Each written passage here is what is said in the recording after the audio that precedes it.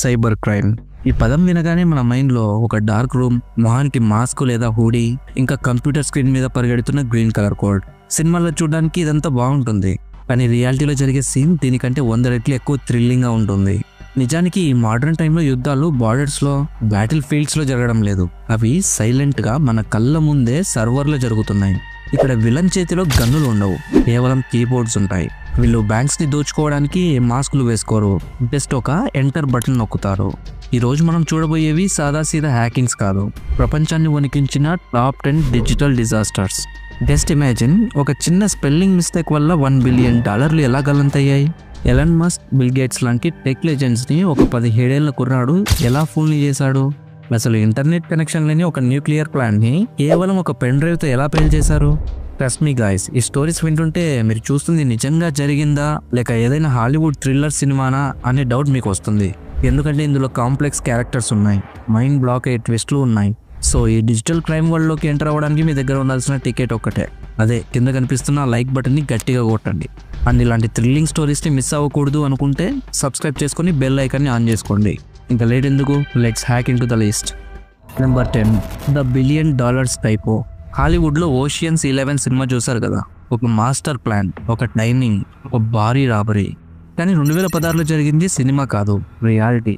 Target ఏంటంటే Bangladesh central bank. చేసింది the Lazarus group, అంటే ప్రపంచంలోనే మోస్ట్ డేంజరస్ సైబర్ గ్రూప్. వీళ్ళ ప్లాన్ ఎంత జీనియస్ మాస్టర్ ప్లాన్ అంటే, వీళ్ళు హ్యాకింగ్ కోసం కేవలం కోడ్ని మాత్రమే నమ్ముకోలేదు, టైం జోన్ని వాడుకున్నారు.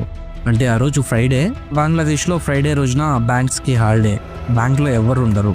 కానీ అమెరికాలోని న్యూయార్క్ ఫెడరల్ రిజర్వ్కి, అంటే ఎక్కడైతే బంగ్లాదేశ్ డబ్బులు ఉంటాయో అది వర్కింగ్ డే. సో న్యూయార్క్ నుండి డబ్బులు ట్రాన్స్ఫర్ అయ్యేటప్పుడు ఆపడానికి ఢాకాలో ఎవరు ఉండరు. మళ్ళీ న్యూయార్క్లో సాటర్డే, సండే హాలిడే వచ్చేస్తుంది. దీనివల్ల హ్యాకర్స్కి దొరికిపోకుండా పారిపోవడానికి ఏకంగా 72 అవర్స్ టైం దొరికింది. అండ్ ఆపరేషన్ స్టార్ట్ అయ్యింది. హ్యాకర్స్ బ్యాంక్ సిస్టంలోకి ఎంటర్ అయ్యి మొత్తం $1 బిలియన్, అంటే సుమారు 8,000 కోట్లు. సో ఆ అమౌంట్ని ట్రాన్స్ఫర్ చేయడానికి రిక్వెస్ట్ పెట్టారు. చూస్తుండగానే $81 మిలియన్ మాయమైపోయి ఫిలిప్పీన్స్లోని కెసినో అకౌంట్స్లోకి వెళ్ళిపోయింది. అది ఎప్పటికీ ట్రేస్ చేయలేని విధంగా గాల్లో కలిసిపోయింది. ఇంకొన్ని సెకండ్స్లో మిగతా $950 మిలియన్ కూడా మాయమైపోయేది. కానీ అక్కడే ఒక మిస్టేక్ జరిగింది, లేదా ఒక సిల్లీ అనొచ్చు.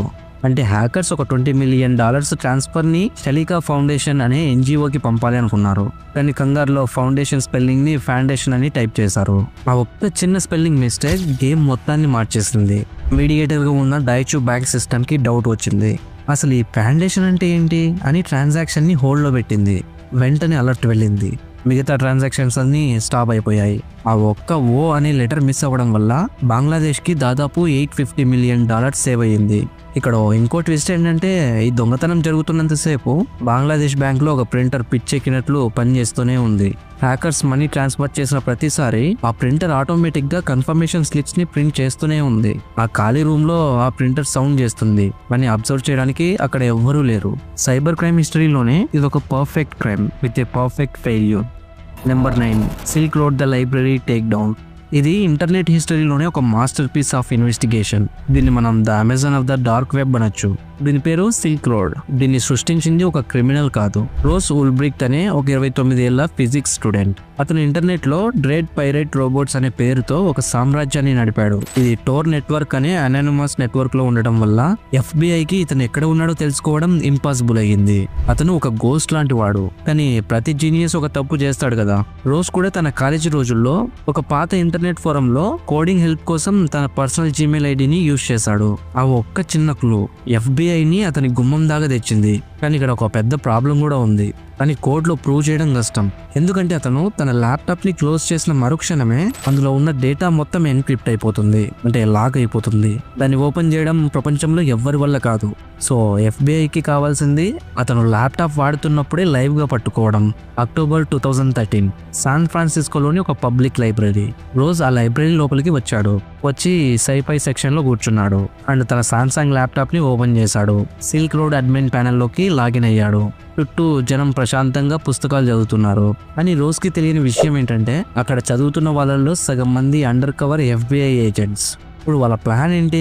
నేరుగా వెళ్ళి పట్టుకుంటే రోజ్ అలర్ట్ అయ్యి ఒక బటన్ నొక్కితే చాలు డేటా మొత్తం వైప్ అవుట్ అయిపోతుంది. అందుకే FBI ఒక సినిమాటిక్ డ్రామా ఆడింది. అంటే రోజ్ వెనుక కూర్చున్న ఇద్దరు ఏజెంట్స్, ఒక అమ్మాయి ఒక అబ్బాయి సడన్ గా భార్యాభర్తల గొడవ పడటం స్టార్ట్ చేశారు.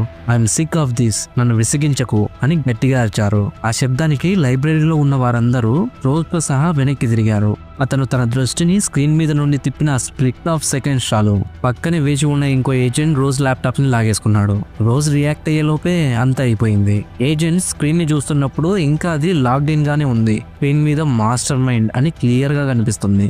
$1 బిలియన్ ఆన్లైన్ సామ్రాజ్యం ఒక చిన్న లైబ్రరీ గొడవతో కూలిపోయింది. రోజ్ ఉల్బ్రిక్ట్ కి లైఫ్ సెంటెన్స్ పడింది. సో ఇందులో ట్విస్ట్ ఏంటంటే ఇతను జైలుకి వెళ్ళేటప్పుడు కూడా ప్రపంచాన్ని మార్చేశాను అనే గర్వంతోనే వెళ్ళాడు. Number 8 Stuxnet the invisible missile. ఇప్పటిదాకా మనం డబ్బులు దొంగిలించడం చూసాం, బేటా లీక్ అవ్వడం చూసాం. కానీ ఇది వేరు. ఇది కేవలం బేటా థెఫ్ట్ కాదు, ఇది ఫిజికల్ డిస్ట్రక్షన్. ఒక సాఫ్ట్వేర్ కోడ్ ఒక బిల్డింగ్ ని బాంబ్లా పేల్చేయగలదా? ఆన్సర్ ఎస్ అని నిరూపించిన సంఘటన ఇది. దీని పేరు స్టక్స్నెట్. టార్గెట్ ఏంటంటే Iran's Natanz nuclear faculty.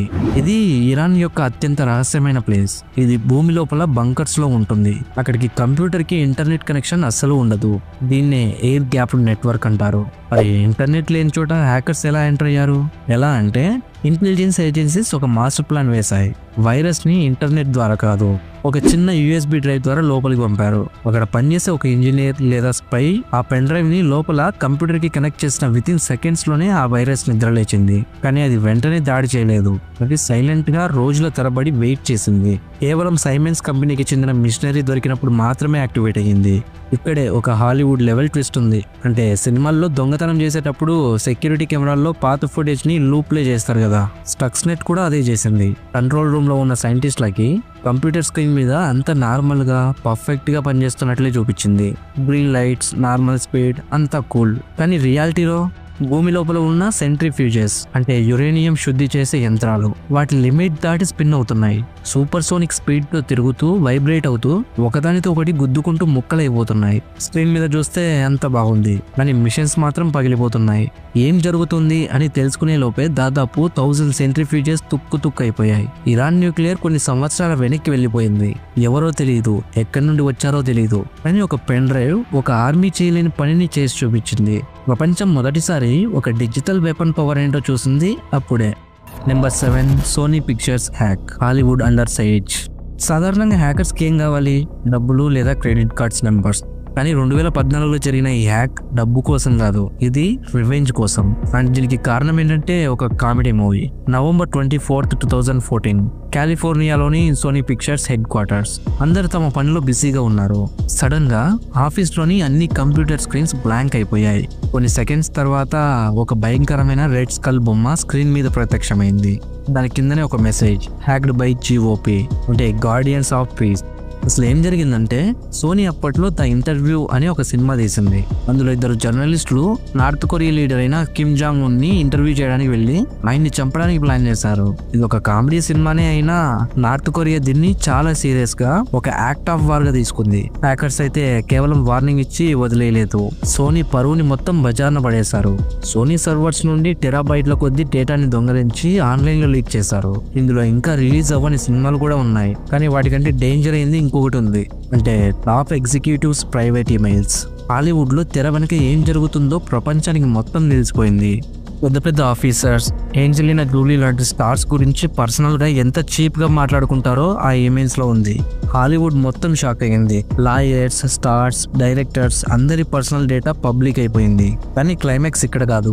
Hackers ఒక పబ్లిక్ వార్నింగ్ ఇచ్చారు. అంటే ఎవరైతే ఈ సినిమాని థియేటర్స్ లో చూపిస్తారో అక్కడ 9/11 లాంటి పరిమాణాలు ఎదుర్కోవాల్సి వస్తుంది అని. దీంతో భయపడిన థియేటర్స్ వెనక్కి తగ్గాయి. సో సోనీ గత్యంతరం లేక ఆ సినిమా రిలీజ్ ని క్యాన్సిల్ చేసేసుకుంది. హిస్టరీలోనే ఫస్ట్ టైం ఒక సైబర్ గ్రూప్ ఒక దేశం సపోర్ట్తో అమెరికా లాంటి పవర్ఫుల్ దేశంలో ఒక సినిమా రిలీజ్ని ఆపగలిగింది. Number 6 NotPetya the apocalypse of code. ఇది హ్యాకింగ్ కాదు, దీన్ని సైబర్ అపోకలిప్స్ అనొచ్చు. 2017లో ఈ ఇన్సిడెంట్ ఒక వైరస్ బాంబ్లా పేలితే ప్రపంచం ఎలా ఆగిపోయిందో చూపించింది. దీని పేరే నాట్పెటియా. నిజానికి హ్యాకర్స్ టార్గెట్ ఒక చిన్న దేశమైన ఉక్రెయిన్. కానీ వాళ్ళు వదిలిన ఆ డిజిటల్ వెపన్ కంట్రోల్ తప్పి ప్రపంచం మొత్తం స్ప్రెడ్ అయ్యింది. దీనివల్ల అత్యంత దారుణంగా దెబ్బతిన్నది ఎవరో తెలుసా? ప్రపంచంలోనే అతిపెద్ద షిప్పింగ్ కంపెనీ మెర్స్క్. ప్రపంచంలో మనం వాడే వస్తువుల్లో ప్రతి 5 ఒకటి ఈ కంపెనీ షిప్లోనే వస్తుంది.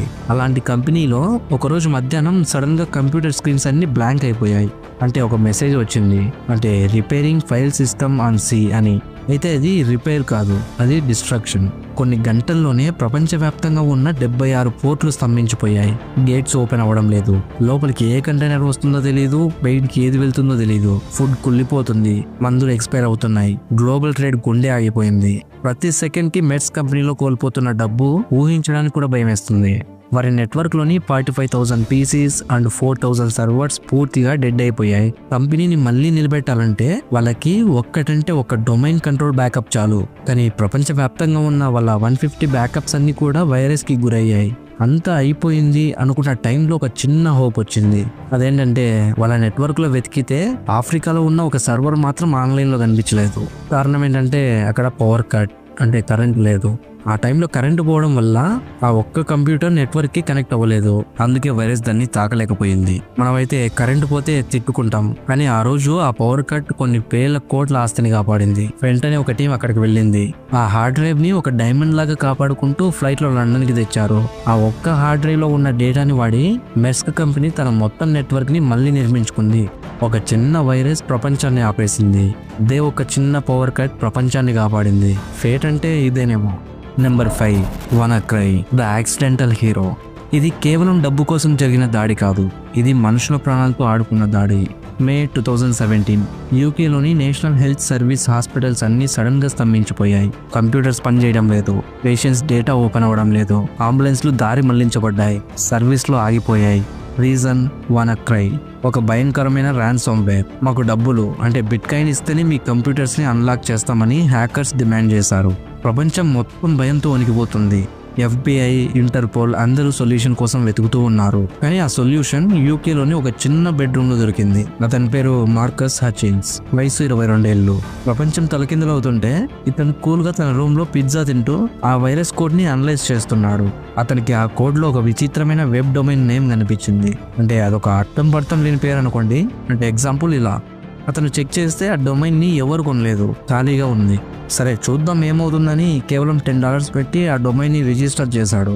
ఇక అంతే, అతను ఆ డొమైన్ ని కొన్న వితిన్ సెకండ్స్ లోనే ప్రపంచవ్యాప్తంగా అటాక్ ఆగిపోయింది. ఎందుకంటే ఆ డొమైన్ ఆ వైరస్ కి ఒక కిల్ స్విచ్.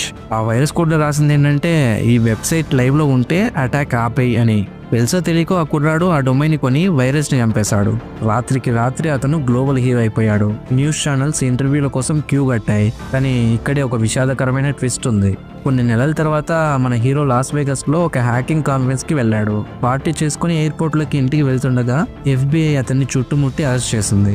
సో దానికి రీజన్ ఏంటంటే పాస్ట్ లో, అంటే తన టీనేజ్ లో ఉన్నప్పుడు ఇతను క్రోనస్ అనే బ్యాంకింగ్ మాల్వేర్ ని రాసి ఆన్లైన్ లో అమ్మేవాడు. ప్రపంచాన్ని కాపాడిన చేతులే సంఖ్యలతో జైలుకి వెళ్ళాయి. ఒక పక్క హీరో, ఇంకో పక్క క్రిమినల్. రియల్ లైఫ్ లో క్లైమాక్స్ ఎప్పుడు హ్యాపీగా ఉండదు అనడానికి ఇదే evidence. Number 4, MTGOX the empty Walt.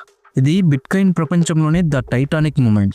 అందరూ బిట్కాయిన్ అంటే ఫ్యూచర్ గోల్డ్ అనుకుంటున్న రోజులు అవి. అప్పట్లో ప్రపంచంలో జరిగే 70% బిట్కాయిన్ లావాదేవీలు ఒక వెబ్సైట్ ద్వారానే జరిగేవి. దాని పేరే MTGOX. ఇది జపాన్ లోని టోక్యోలో ఉండేది. దీన్ని నడిపించేది మార్క్ కర్పెలేస్.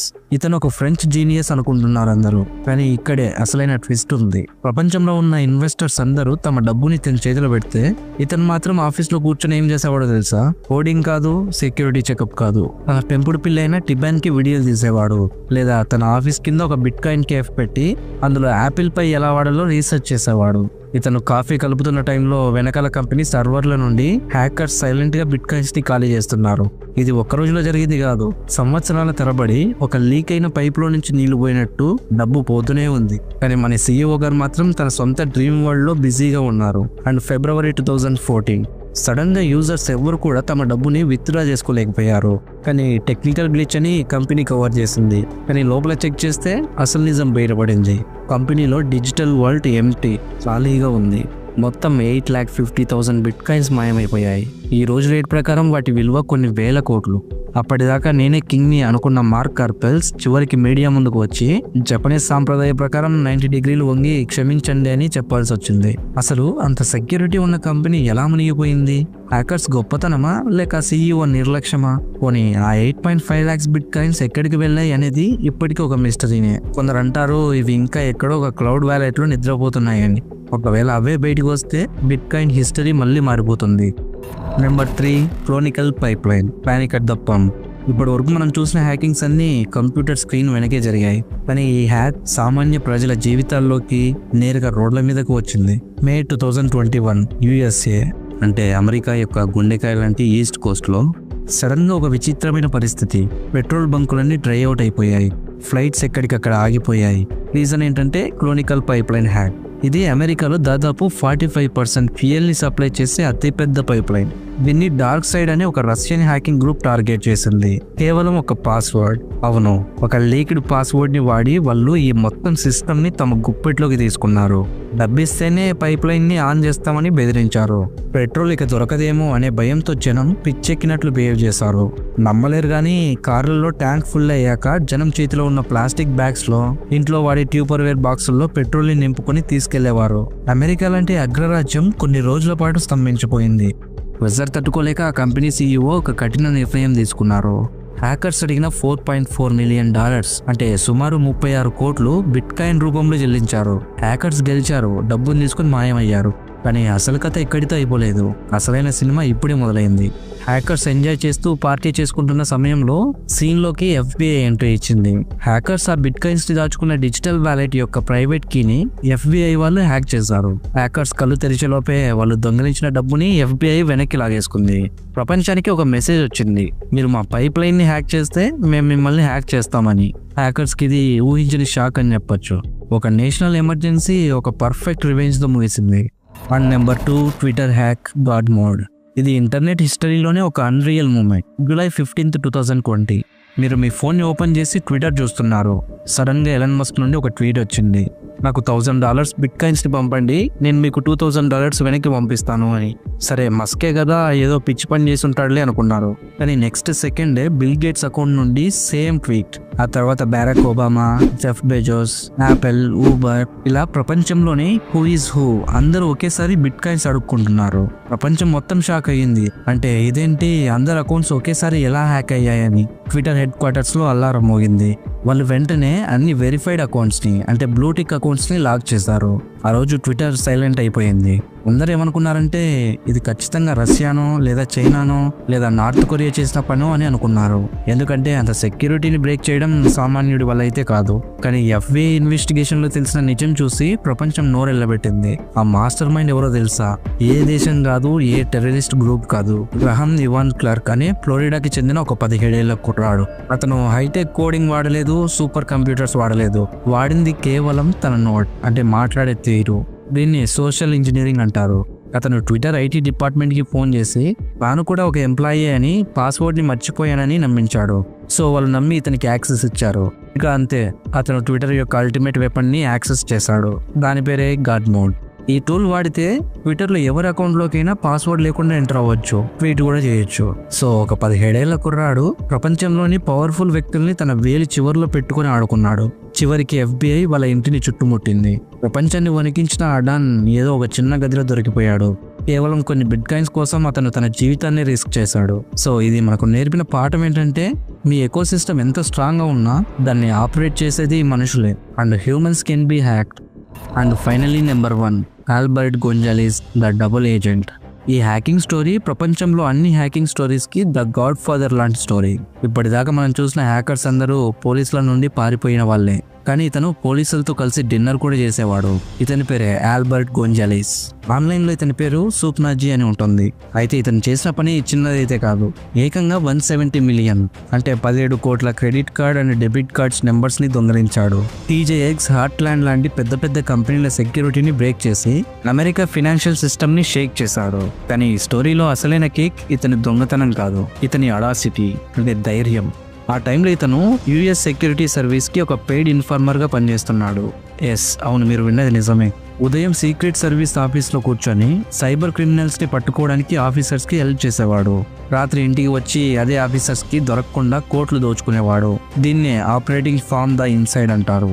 ఇతను సంపాదించిన డబ్బు ఎంత ఎక్కువ అంటే దాన్ని లెక్క పెట్టడం కూడా కష్టమైపోయింది. బ్యాంకులో వేస్తే దొరికిపోతానేమో అని భయంతో ఒక పిచ్చి పని చేశాడు. అంటే అచ్చం మూవీస్ లాగానే దాదాపు $1.1 మిలియన్ అంటే సుమారు 9 కోట్ల క్యాష్ ని ప్లాస్టిక్ డ్రమ్ లో కుక్కి వాళ్ళ అమ్మగారి ఇంటి పెరట్లో పాతి పెట్టాడు. ఆపరేషన్ పేరు వచ్చేసి get rich or die trying. Rich అయ్యాడు కానీ ఎంజాయ్ చేయలేకపోయాడు. మరి ఇంత మాస్టర్ మైండ్ పోలీసుల కింద పనిచేసే ఈ డబుల్ ఏజెంట్ ఎలా దొరికిపోయాడు? సో దానికి సింపుల్ ఆన్సర్ ఓవర్ కాన్ఫిడెన్స్.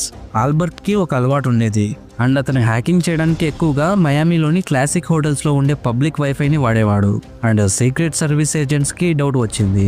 అంటే హ్యాకింగ్ జరుగుతున్న ప్రతిసారి ఆ సిగ్నల్స్ ఒకే ఏరియా నుండి వస్తున్నాయి. వాళ్ళు ఆ డిజిటల్ ఫుట్ ప్రింట్స్ ని ట్రేస్ చేసుకుంటూ వెళ్తే అది ద నేషనల్ హోటల్లోని రూమ్ నెంబర్ 1508 కి దారి తీసింది. అండ్ May 7, 2008 ఏజెంట్స్ ఆ రూమ్ తలుపులు పగలగొట్టుకుని లోపలికి వెళ్లారు.